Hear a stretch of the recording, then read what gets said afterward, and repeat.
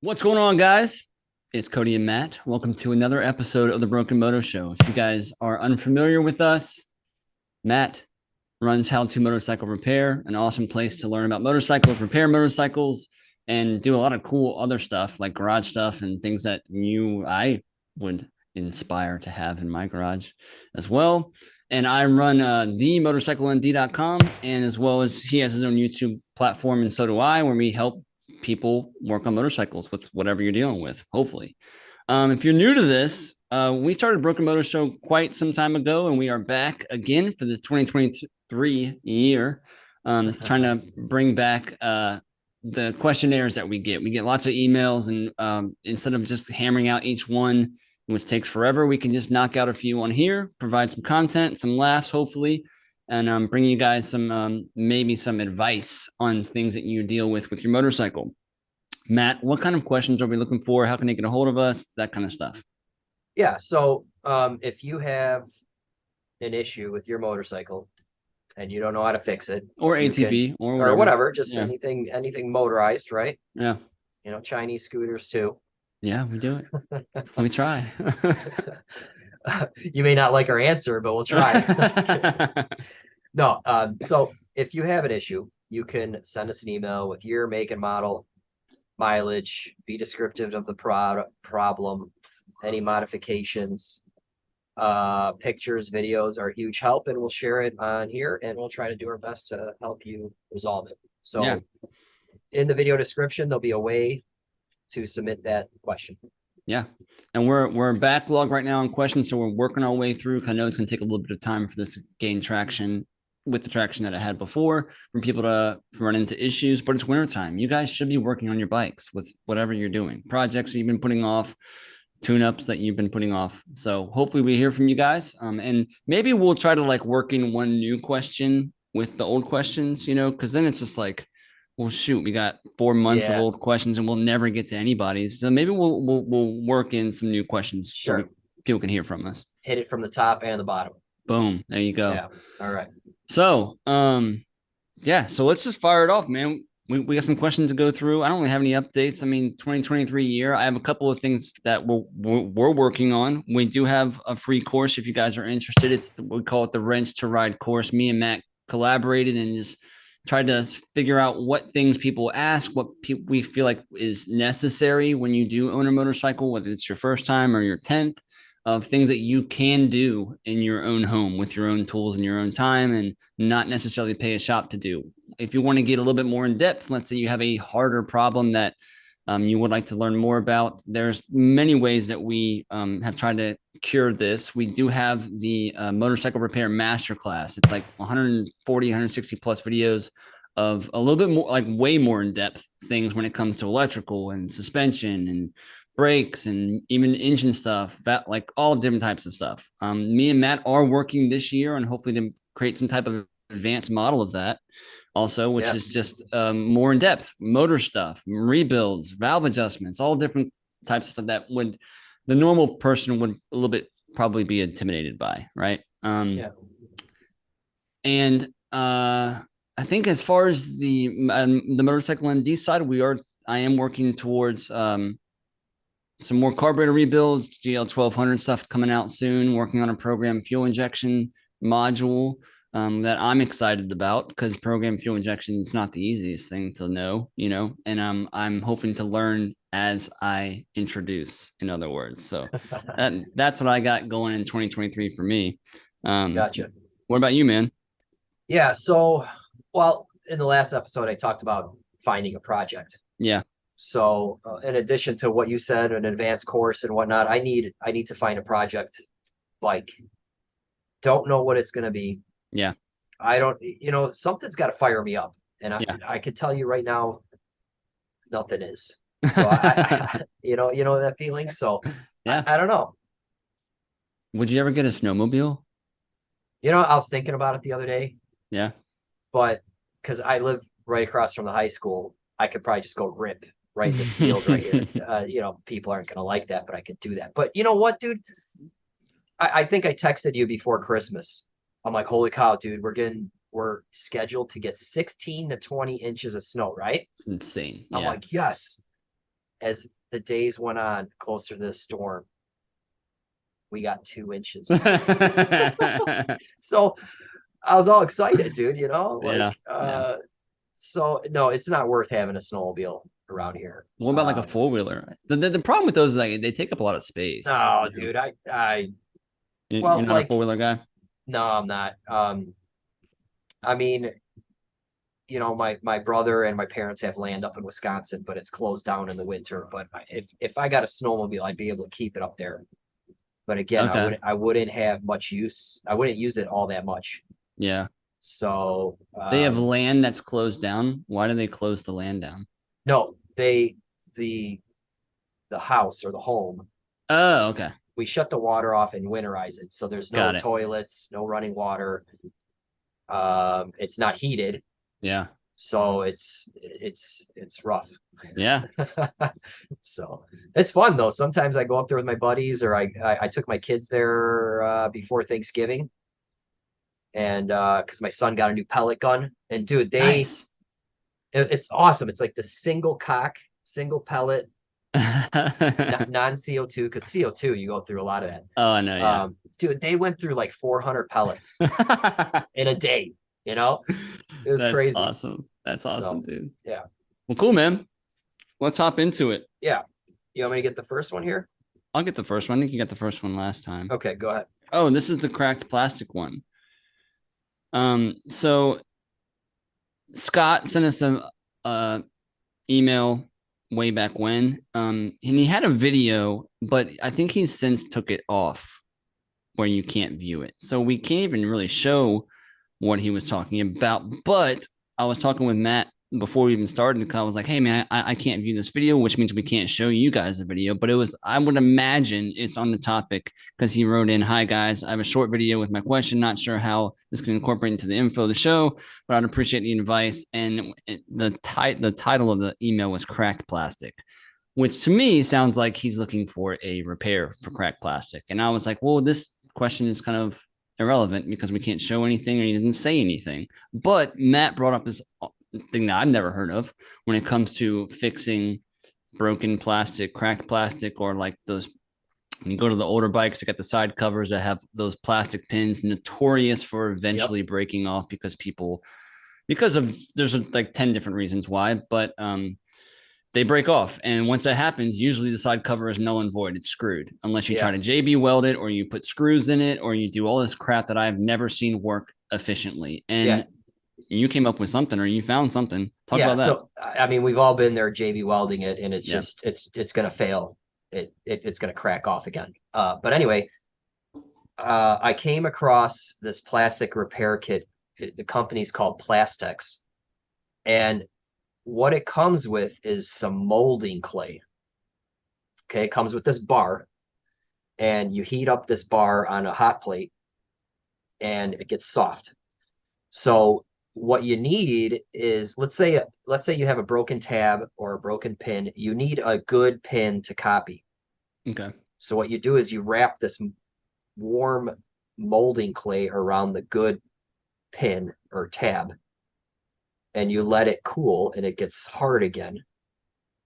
And then you peel it off, you transfer it to the broken section, and then this repair kit comes with like a syringe or a pipette, and you fill it with this chemical. I don't know what it smells like shit, but it almost smells like a porta potty on a hot day. That's what it smells like. This mixture. It's disgusting. But anyway, so you got this liquid, and then you have this tin of powder, and you can get it in any color, black, white, red, whatever. And you dip it and you get like a ball forming, and then you transfer it and you squeeze it, and then this powder and liquid flows into this mold and fills it. And then you just let it set up for a few minutes, and then you take the clay off, and bam, you have plastic again. So you're literally recreating, because you said that you needed a new, like let's say it's a broken tab on a side cover, and you have the one that broke off, right? No. You copy another pin. So let's say on a side cover there's 3 pins. Yeah. Oh, you have to copy a non-broken pin. gotcha. Okay. And then you just mold one of them. Think of this mold like Play-Doh, right? You mold Yeah, yeah, it. yeah. If you squish it around and you peel it off, you're gonna, and with a pin, you're probably gonna have to do it twice, the bottom half and the top half. But like a tab, you can do in one shot. Okay. So you have to mold something that's not broken, and you transfer it to the broken area, and then the mold, there'll be a void where your plastic needs to go and reform that shape. So you would just stick that mold that you made into the area that needs the pin, and then you fill it with this stuff. Yep. Wow. And it's strong, dude. It's strong as the base material. It's very strong. So I bought it because on my Chevelle I had it my grill, Yeah. and the grill has fins that run horizontally, and one was cracked all the way through and chipped. So I Okay. just took that mold bar and molded a couple inches over, right? A good fin or a good Yeah. area, and then I moved it over, and then I put it in there, and it's fixed, man. Dude, I would love to see if did you say that there are videos on it? Yeah, so this company has YouTube videos on how to use it, and Nice. it'd be awesome for motorcycles. I mean, that's what they market it to as well. That's killer, So dude. yeah. Or if it's just a crack, no missing plastic. Let's say you just got a clean crack, you can get this stuff really thin and it'll flow right into there and bond it all back together. Dude, that's a game changer. Yeah. I would love to see. Yeah, so we'll probably put some links. If this episode is short, maybe we'll even throw in a little clip of it, but we'll put some links to those videos below because I'm definitely gonna check that out. Yeah. No, Um, that's awesome. yeah, sweet. All right, man. Next question. All right. So this is a question that I'll read and you'll probably answer. Kind of reverse of what we did there. Yeah. All right. This is from, geez, what's his name? It's for Shadow VT700C and VT800C fuel pump options. It's His from name's Brian. Brian. There you Yeah, go. Brian. There we go. I've been watching a bunch of your videos lately as I'm working on my first Honda VT Shadow. I'm very familiar with the older Honda CB twins and fours, but very new to the 88 VT800C. As you may know, it's 1 year only bike, and not surprising, there are no OEM Honda fuel pumps available for this bike. Surprise. I've done a lot of searches, and the best option I've come up with so far is a Quantum pump. Quantum Fuel Systems claims it is direct replacement for the Honda part number 16710-MK7-000. Here's the eBay link to the pump I'm considering. It is at least a 4-wire with a different plug, so it appears that I have to cut my old plug and connect it to the new aftermarket pump. Do you have any better options for my application? Thanks in advance, Brian. So I can't really help with this question. I don't deal with this model at all.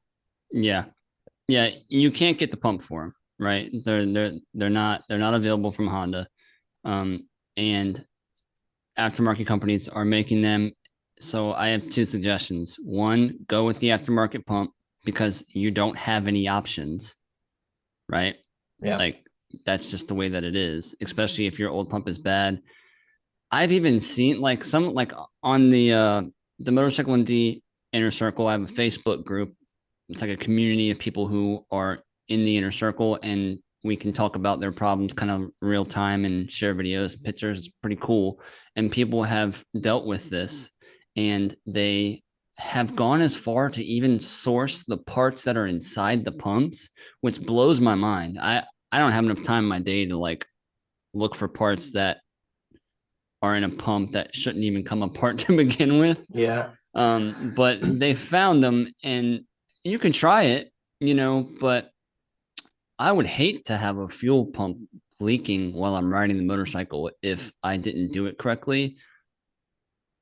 I'm sure someone's rebuilt. There are people out there who can they'll take the time to rebuild something that should have just been replaced to begin with. So I would say go with the aftermarket pump, especially if that's the only option.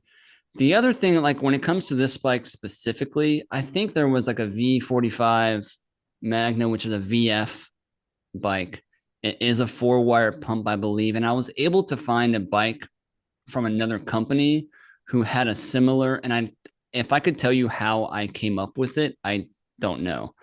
But there's pumps from other companies that are still being made and they're manufactured with, Suzuki, Yamaha, Mitsubishi, whoever's making those fuel pumps, that you can retrofit, right? Like I think I found one for a V65 or V45 Magna, which is pretty similar to the 700, 800s. I think it was, I want to say it was like this is burned in my brain. It's a '05. I think it's a Suzuki Marauder. I think that's what it was. And I was able to look at the wiring diagram on the pump. It's a similar motor and it had a fuel pump. And I looked at the wiring diagram and it was a 4-wire pump, because the 4-wire pumps are different from the 3 wires because it needs like a signal from the coil or something like that. I'm not sure exactly how they work. But it like triggers the pump mechanism based off of a signal. And I was able to retrofit that in and it worked great.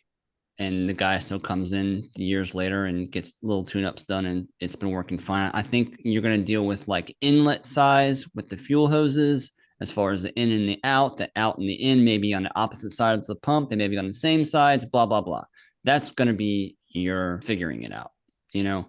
But I would, at this point in the game, if you have a bike like that and there is a aftermarket pump available, I know I've been against aftermarket pumps for very long with many different bikes, but mainly because the factory pump is still available. That's where I have a problem with you guys buying aftermarket pumps that don't work well. You're like, they're $17. I bought 4 of them. Cool. If you feel like changing out fuel pumps every 3 or 4 months, or you now have an issue because it won't go over 60 and you're trying to figure out how to replace a fuel pump with this eBay one and it won't go over 60 now. Well, you're the problem, you know? So when the pump is available, I always suggest buying the pump. When it's not available, and it really is not available, the aftermarket pumps, what I just put an aftermarket pump literally on a VT 700. It might have been the same year and everything. I put an aftermarket pump on it. It was a little bit noisier because you can kind of hear that thumping of the pump, but it worked great and it ripped, and I used it because that's all I had to use. So that would be my 2 cents when it comes to that bike in particular or fuel pumps in general. Gotcha. Yeah. Now, all right. So a pump is a DC motor. It should have a minimum of 2 wires, a positive and a negative, to run. So Yeah. you mentioned the 3-wire.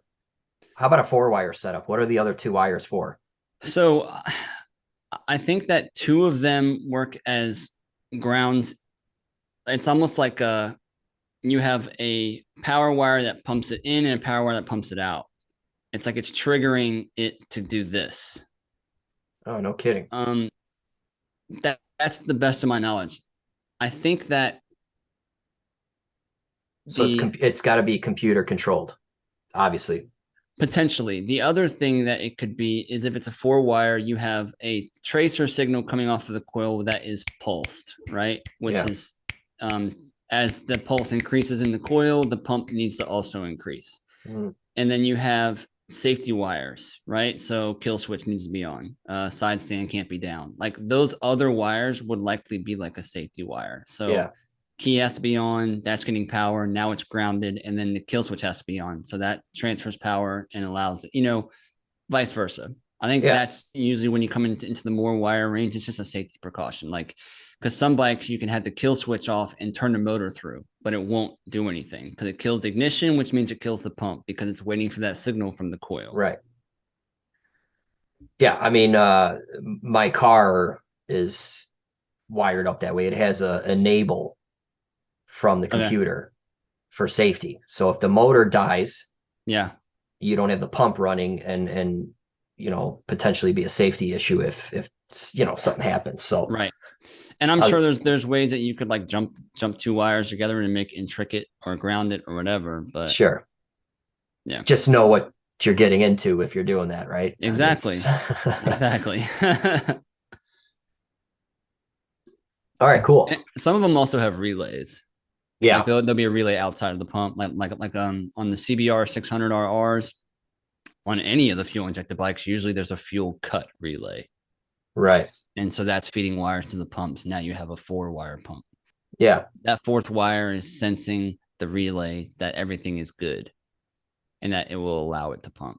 So it all comes down to the schematic. Just look at the schematic, Gotcha. try to make sense of it. Yep. Cool, man. So I'll take the next one. Matt and Cody. I have a 1982 V45 750 Magna, followed me home. What I can say, I had to keep it. Well, what can I say? I had to keep it. It's in good shape, runs well with no pop, sputter, or hesitation. Starts cold just fine. I rode it the first time 3.5 miles through a tiny town into my garage, not over 45 miles per hour, and it had no problem. Shut it off there. My neighbor, who had told me about it for sale a long time, racing wrench, I guess he's an old tech, came over to hear about it. It cranked up until I drained the newish battery. It cranked over, came over, it cranked until I drained the newish battery, cranked like normal, but would not fire up. Okay, it's 2 tender days later. Battery was back in, gas drained, refilled, fresh, room started right away. Took a 13-mile ride and stopped 5 minutes from the garage in the park, shut it off for a few. It took 6 attempts before it caught. Then it ran fine back to the garage. I took apart the kill switch to douse some contact cleaner in there, and the starter button saw no corrosion, fuel pump ticks. Wait, but that only press. I'm sorry, I can't read. But that only pressurizes to get fuel out of the auxiliary tank. The main gravity feed, I have not yet. Dude, I'm bad at reading. You know that? Like, I need to learn where I can't even see the period, so I just think it's like a run-on sentence. The main gravity feed I have not yet pulled the fuel filter or seen the plug. CDI is on my mind as well, as the non-starting so far seems to be heat related. Your thoughts? Thanks in advance. Cheers, Paul. He also sent us an email a while ago. Glad you enjoyed the Greasy Hands Preachers doc. So those ignition switches are also funky. I heard that he went into the kill switch and the starter button. The ignition switches, there's a bunch of wires coming off the back of those ignition switches, and sometimes you can click it and the neutral light will be on and everything's great, but like it's not something's not getting a signal when it comes to the ignition switch. As far as because it sounds like it's turning over, so it's not a starter issue. It potentially is not a starter issue. What I have seen, and this happens on GL 1500s in the shop, where the starter is beginning to go bad, and it takes a lot of energy or a lot of amperage voltage to get the starter going, and it's draining so much voltage that the coils are not getting enough juice to produce a spark good enough to fire the motor. And what you'll see is that you're turning the bike through on a GL 1500 and it's no, and the battery sounds healthy, it's turning over fast, but until you drop your finger off the starter button, like that second that it drops off, it fires up. Because it's like you stop the power to the starter and the power is now able to hurry up and get to the coils in that millisecond. It's very interesting how it works, but I've seen that with GL 1500s, and I would say that it could be that problem. I would, next time that it happens, the best thing you can do is just to diagnose it real quick. When you after you're done writing, you put it in that scenario again, 5 minutes shut down, and you go to fire back up and it's not starting. Hurry up and pull the spark plug cap off, put a dummy plug in it, lay it against the motor, and see if you got spark. If you don't have spark, now you know where to go. Now you know where to start at least. Ignition system. You have a two coil system, so I would do both coil wires, cylinder 1 or 4 or whatever, and make sure that both coils are not sending spark. If both coils are not sending spark, you now have a better diagnosis. If only one is and the other one isn't, Yeah, now you have a better diagnosis. You kind of see what I'm getting at. You got to do like a process of elimination really quick to see if it is in fact the spark being killed. If it has spark, but it's very weak, okay, well, now we got to figure out why that is. If I put a jumper battery with this battery, which you said is new or you've charged it, it's fully good to go, put a jumper battery on it. So now you're giving it, or in series, whatever, parallel, I don't know which one it is, but you're giving it the opportunity to have the most power it can possibly have to turn the bike over and see if the spark gets better. That's what I would do. If it was on the bench, that's what I would do. Get all that? Yeah, I did, and I was good. I was going to agree with you. When the problem occurs, you got to check for spark. Yeah. I mean, it has compression, right? We can rule that Yeah. out, obviously, and then it's obviously a fuel issue or a spark. One or the other is missing. Right. I would probably lean towards an electrical issue. I would too. So, no, that was good. Too. Good advice for sure. Sweet, man. Let's do one more. It's on that doc that you added, right? Yeah. All right, let me get over there. Question 4. Yeah. All right, next question. Hey guys, new to your show. First of all, I want to say kudos. Anyone that can get donations for beer are straight up legends. Now, moving on to my issue. I just recently purchased my first bike. Gotta say, I'm pretty happy with it. It's an '07 Honda Shadow 750 Aero. 3,000 miles. Bought it used with for a little over $3,000. So this is probably pre-COVID, huh? Yeah. Yeah. The guy I bought it from installed a Vance and Hines exhaust and a K&N air filter. Said he had the oil changed, even fueled it full for me. What a nice guy. He did, however, mention it had a dead spot on the low end of the throttle. Now sitting at idle, I couldn't really hear any issues, but when I take it out for a ride, it seems to hesitate or bog down on takeoff. Kind of makes me look like I never opened a clutch before unless I run the RPMs above the dead spot on takeoff. Laugh out loud. Now, once the RPMs start to climb, it smooths out, but not perfectly. Once in a while, I'll get some popping in the car, but not after it warms up, and on decel, it backfires.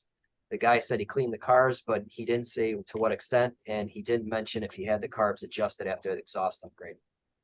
Could this be fixed with a simple carb adjustment? Should the carb be rejetted? Is cheap fuel a factor, as I like to run premium in my small engines? Any advice would be helpful. Thanks for your time. New subscriber, Rick. Okay, Thanks, this is 100% a jetting issue. Yeah. You put on an aftermarket air cleaner and pipes, and it's just not calibrated to give the correct amount of fuel. Yeah. Especially both of them together. Yeah, and I mean the stock air box is usually so restrictive. Yeah. Is this just an air filter or total? It's probably just the air filter. It's probably just an air filter. Yeah. Okay, so but whatever. It needs to be rejetted. You can buy a jet kit. Cody, I know you're not a fan of those. Yeah. This is an Aero. Is it a dual carb model or a single? 07. 750. It's an Aero. Keep talking about it. I'll look it up. Anyway, so how I would jet it is well, first off, what I would do is, something really simple. What you can do is partially turn the choke on and go ride it, and it should respond better. If it does, that just tells you that it's lean, and now you've given it a little more fuel, and you've confirmed that it just wants more fuel. I think it's a single carb. Okay. Yeah. All right. As far as jetting, you can try to do it yourself. Before even taking the carb apart, you can run through the fuel adjustment screw setting, and that thing will probably want 3.5, 4 turns out and still want more. In that case, I would probably go 1 or 2 sizes up on the pilot jet. Shim the needle with number 4 washer, 40 thou thick. Go to the hardware store to get that. It's like a penny. Yeah. Maybe 2 pennies. Pre-COVID. Yeah. And then as far as main jet, probably what, 10, 15, 20. If even that, man. I think shimming it up, if you wanted to step the main up, one stage, meaning like 5 numbers, when let's say it's a 60 main, you go to a 65 with a shim, I think you might be hitting it because he's not really complaining too much about wide open. That's true. Yeah, mainly the the decel pop is all pilot jet, and then mid range, like when you're trying to accelerate, that's your needle. That's your needle. So and generally you want to focus on those two the most, because that's when that's the majority of the time. You know, everyone's concerned about main jet, but that's 3/4 to full throttle. And come on, let's face it, most of us aren't hot dogging these things all over the place. So you're not. That's and that's a very good piece of advice. A lot of people do focus way too much on the main jet, and unless you're having an issue with throttle wide open at high RPM, you know, it's not just like wide open at off of idle, like trying to rip a burnout, you know, but spot on, dude. This is a classic lean mixture. So I have a good blog post, how to size your pilot jet, but basically you want that pilot jet. It's correct if your fuel screw ends up at around 3 turns out. That's ideal. If it's more than 3 turns out, you're too lean on the pilot jet. If you're under 3 turns, down to 2 turns or whatever, you're too rich. Okay, that mixture screw trims the pilot jet at idle. Right. Okay, so that gives you, and that's, to me, that the answer is right there in the screw. So that's kind of an easy thing to jam, in my opinion. Yeah.